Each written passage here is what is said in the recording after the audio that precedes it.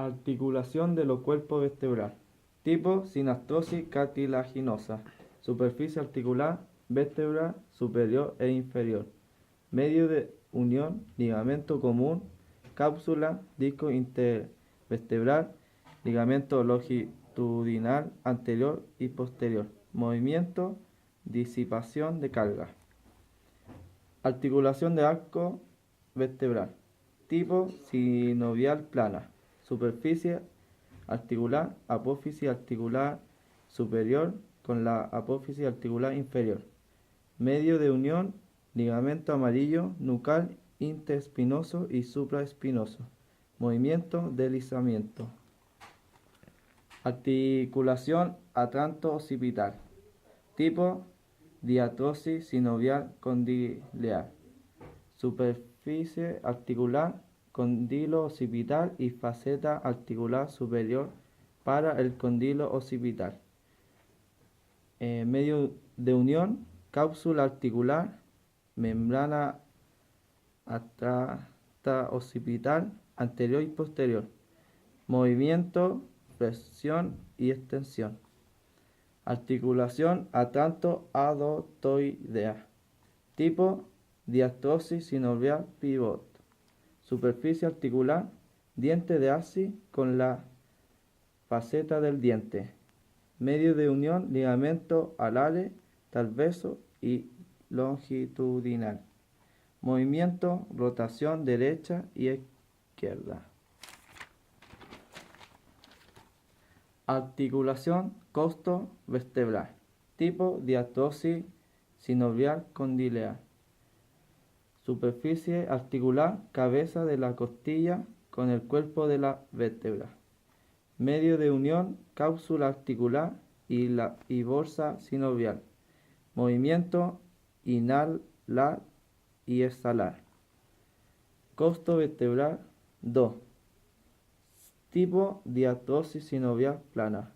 Superficie articular: carilla articular de la apófisis transversal con la carilla articular para la apófisis transversal de la costilla. Medio de unión: cápsula articular, ligamento intertransverso, ligamento costo transverso lateral y superior. Movimiento: ayuda a inhalar y exhalar. Ya. Tenemos primero 7 vértebras cervicales en donde se encuentra el atlas y el axis. El atlas tiene los cóndilos las facetas para unirse con los cóndilos occipitales y un agujero más grande. Luego tenemos el axis, que es donde tiene un diente para unirse con el atlas. Tiene un agujero transverso y desde aquí hasta la última cervical su apófisis espinosa es bífida. Luego venimos con las 12 vértebras torácicas, en donde tienen una faceta en la apófisis transversa para la articulación del tubérculo y una faceta lateral en el cuerpo vertebral para unirse con la cabeza de la costilla. Luego venimos con 5 vértebras lumbares, en donde podemos ver que el cuerpo es mucho mayor y la distancia entre cada vértebra es mucho más amplia. También tenemos que la apófisis mamilar, que son ubicadas entre cada vértebra. Después llegamos con las 5 vértebras unidas que están en el sacro, que es una vértebra triangular. Y por último, la última vértebra triangular, que son 3 o 4, que están en el coxis. Y eso sería ya toda la parte de la vértebra de la columna vertebral. Trapecio. Descripción del trapecio. Músculo cráneo-zonal. Músculo superficial que prácticamente ocupa centro de la columna vertebral a ambos lados, desde el cráneo hasta la última vértebra dorsal. Origen. Fibras superiores. Desde la espina del occipital se dirige a las apófisis espinosas de la séptima vértebra cervical. Fibra media desde séptima cervical a la tercera torácica. Fibras inferiores desde apófisis espinosa de la cuarta dorsal a la 12 dorsal. Inserción. Fibras superiores. Un tercio externo del borde superior de la clavícula. Fibras medias, acromión. Fibras inferiores, borde superior de la espina del omóplato. Su función. Fibras superiores, elevación y rotación del omóplato, traccionando clavícula, aduciendo el omóplato. Fibras medias, aductores, fibras inferiores, rotación omóplato orientado hacia arriba la cavidad glenoidea. Ejemplo del trapecio, retracción escapular. Dorsal ancho. Su descripción, músculo largo y ancho, todas sus fibras ascendentes. Su origen, línea continua de todas las apófisis espinosas, desde la séptima vértebra dorsal hasta la cresta del sacro. Ahora viene inserción. Todas las fibras terminan en un pequeño tendón en espinal, en la zona infratroquiniana y en el canal bicipital del húmero. Su función, sobre el brazo, abducción-extensión, rotación interna con los brazos fijos, trepa, dos extremos fijos, posición firme. Su ejemplo, el movimiento, trepa. Romboide mayor. Su descripción. Tiene forma aplanada, se encuentra inferiormente al músculo romboides menor y está cubierto por el músculo trapecio. Su origen, borde vertebral de la escápula, excepto en sus dos puntas. Su inserción, en las apófisis espinosas de la cuarta y quinta últimas vértebras dorsales. Su función, aducto y rotador del omóplato y elevador del omóplato. Su ejemplo, inclinación de hombros hacia adelante. Romboide menor.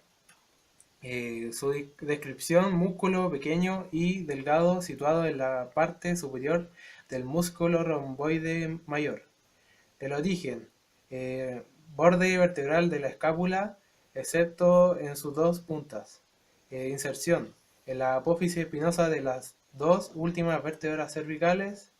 Función, aducto y rotador del omóplato y elevador del omóplato. Ejemplo, inclinación de hombros hacia adelante. Serrato postero superior.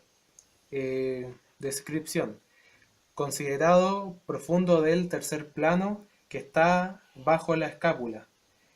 Origen, en la apófisis espinosa de C6 a T7. Su inserción, en las caras posterolaterales de la segunda, tercera y cuarta costilla. Su función, elevador de las costillas, inspirador. Su ejemplo, inspirar profundamente. Serrato postero inferior. Descripción, músculo oblicuo. Su origen en la apófisis espinosa de dorsal 11 a lumbar 2. Su inserción en la cara postero externa de las cuatro últimas costillas. Inserción, función, hacen bajar las costillas, expirador. Su ejemplo, botar aire después de la inspiración profunda. Transverso espinoso. Su descripción. Son pequeños músculos transverso espinosos que pueden ser largos o cortos. Su origen, en la apófisis transversa de las vértebras dorsales o en sus representantes en otros niveles, menos en el atlas y axis. Su inserción, cortos en la apófisis espinosa de la vértebra suprayacente, largos en la apófisis espinosa de la vértebra suprayacente. Su función: unilateral, rotación hacia el lado contrario; bilateral, rectificación de la cifosis dorsal; hiperextensión de la lordosis cervical o lumbar. Su ejemplo: extensión. Multífidos. Descripción: se encuentra a lo largo de toda la columna excepto a nivel de atlas y axis. Su origen: en la apófisis transversa de las vértebras de la columna vertebral, excepto el atlas y axis. Inserción: cortos, apófisis espinosa de 3 vértebras por encima del origen; largos, apófisis espinosa de 3 vértebras por encima del origen. Función: unilateral, rotación hacia el lado contrario; inclinación lateral; bilateral, extensión o hiperextensión; rectificación de la cifosis dorsal. Su ejemplo: retroversión de cadera. Interespinoso. Su descripción: unen las apófisis espinosas de vértebras más o menos lejanas entre sí. Posee 2 partes. Su primera parte es la torácica. Une las apófisis espinosas desde dorsal 2 a dorsal 8, con las apófisis espinosas de dorsal 10 a L13, dejando libre a la dorsal 9, D7 y D8. Van las 2 a lumbar 3. Parte espinal: une las apófisis espinosas de C2 a C4 con C6 a D2, saltando a C5. Su origen: apófisis espinosa de las vértebras de la columna vertebral. Su inserción: en la superficie inferior de la apófisis espinosa de la vértebra suprayacente. Su función: extensión o hiperextensión; aumenta la hiperlordosis cervical. Corrección de la cifosis dorsal. Su ejemplo: anteversión de cadera. Intertransverso.